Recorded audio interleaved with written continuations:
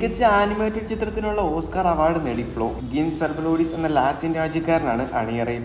ഞങ്ങൾ ജെയിംസ് കാമറൂണിനെ തോൽപ്പിച്ചു എന്നാണ് അല്പം നാണം കലർന്ന ചിരിയോടെ ഗിൻ സെർബലോഡിസ് പറഞ്ഞ ഒരു അഭിമുഖത്തിൽ പറഞ്ഞത്. പ്രാദേശിക ബോക്സ് ഓഫീസിൽ അവതാർ ഫ്രാഞ്ചൈസിന്റെ കളക്ഷൻ റെക്കോർഡുകൾ തകർത്തായിരുന്നു ഫ്ലോ എന്ന പൂച്ചക്കുട്ടിയുടെ കടന്നുവരവ്. ഡിസ്നിയുടെയും ഡ്രീം വർക്കേഴ്സിന്റെയും ഒക്കെ ധാരാളം $1 മില്യൺ ചിലവാക്കിയ സിനിമകൾക്കിടയിൽ താരതമ്യേന തുച്ഛമായ വെറും $3 മില്യൺ ഈ മുഴുവൻ സിനിമയും തീർത്തത്. പിന്നണിയിൽ പ്രവർത്തിച്ചത് ഏറെക്കുറെ ഗിൻ സെർബലോഡിസ് മാത്രമാണ്. പുറത്തുനിന്നും ആകെ 10 പേരെയാണ് ഇദ്ദേഹം കൂടെ കൂട്ടിയത്. സാധാരണഗതിയിൽ ആയിരക്കണക്കിന് ആർട്ടിസ്റ്റുകൾ അണിനിരക്കേണ്ടിയിടത്താണ് വിരലിലെണ്ണാവുന്നവരെ ചേർത്ത് വൻ വിജയം നേടിയ ഗിൻസ് വ്യത്യസ്തനാവുന്നത്. ഇദ്ദേഹത്തിന്റെ രണ്ടാമത്തെ ചിത്രമാണിത്. ആദ്യത്തേത് പ്രേക്ഷക പ്രീതി നേടിയ എവേ ആയിരുന്നു.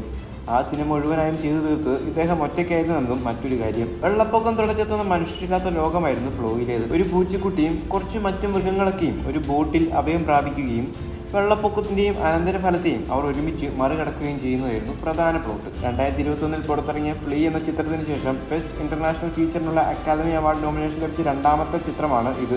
മികച്ച ആനിമേഷൻ അവാർഡ് നേടുന്ന ആദ്യത്തെ സ്വതന്ത്ര സിനിമയും കൂടിയാണ് ഫ്ലോ.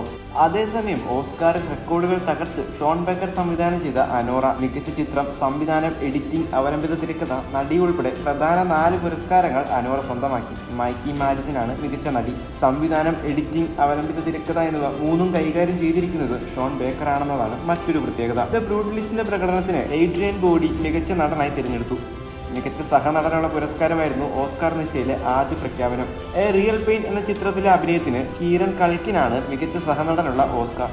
42-കാരനായ കീരൺ ഹോം അലോൺ സിനിമയിലൂടെ പ്രേക്ഷകരുടെ ഇഷ്ടം നേടിയ താരം കൂടിയാണ്. എമിലിയ പെരിസിയിലൂടെ സോയി സൽദാന മികച്ച സഹനടിയായി. വിക്കറ്റ് മികച്ച വസ്ത്രാലങ്കാരത്തിനുള്ള പുരസ്കാരവും നേടി. മികച്ച വസ്ത്രാലങ്കാരത്തിനുള്ള ഓസ്കാർ നേടുന്ന ആദ്യ കറുത്ത വർഗ്ഗക്കാരനായി പോൾ ടേസ്വെൽ ചരിത്രം സൃഷ്ടിച്ചു. ബ്രസീലിയൻ ചിത്രമായ ഐ ആം സ്റ്റിൽ ഹിയർ ആണ് മികച്ച ഇതര ഭാഷാ ചിത്രം. അതേസമയം ഏറ്റവും അധികം നോമിനേഷനുകൾ ലഭിച്ച എമിലിയ പെരസ്, ബ്രൂട്ടലിസ്റ്റ് എന്നീ സിനിമകൾക്ക് നിരാശയായിരുന്നു ഫലം. മികച്ച സിനിമയ്ക്കുള്ള ഓസ്കാറിനായി മത്സരിച്ച 10 എണ്ണത്തിൽ ഷാക് ഓഡിയുടെ സ്പാനിഷ് മ്യൂസിക്കൽ എമിലിയ പെരസിന് 13 നാമനിർദ്ദേശങ്ങളാണ് ലഭിച്ചത്. ഇംഗ്ലീഷ് ഇതര ഭാഷാ സിനിമയ്ക്ക് ഇത്രയധികം നാമനിർദ്ദേശം ഇതാദ്യമായിരുന്നു. ദ ബ്രൂട്ടലിസ്റ്റ്, വിക്കറ്റ് എന്നീ സിനിമകൾക്ക് 10 നാമനിർദ്ദേശം വീതം ലഭിച്ചു. എന്നാൽ അതേസമയം മികച്ച ഷോർട്ട് ഫിലിം വിഭാഗത്തിൽ ഇന്ത്യൻ സിനിമയായ അനുജ പുറത്താക്കപ്പെട്ടു. പ്രിയങ്ക ചോപ്രയും ഗുനീത് മോങ്കയും ചേർന്ന് നിർമ്മിച്ചതാണിത്. അതേസമയം ഓസ്കാറിന്റെ പ്രഥമ പരിഗണന പട്ടികയിൽ ഇടം നേടിയിരുന്ന Aadujeevitham, Kanguva, all we imagine as light എന്നീ ചിത്രങ്ങൾ പ്രഥമ പരിഗണന പട്ടികയുടെ അവസാന ഫലത്തിൽ പുറത്തായിരുന്നു. ലോസ് ഏഞ്ചൽസിലെ ഹോളിവുഡ് ആൻഡ് ഹൈലാൻഡ് സെന്ററിലുള്ള ഡോൾബി തിയേറ്ററിലാണ് പുരസ്കാര വിതരണം. കൊമേഡിയനും അമേരിക്കൻ TV ഷോ സ്റ്റാറുമായ കൊനാൻ ഒബ്രയോൺ ആണ് ഇത്തവണ ഓസ്കാറിലെ അവതാരകൻ. ഇതാദ്യമായാണ് ഒബ്രയോൺ അവതാരകനായി എത്തുന്നത്.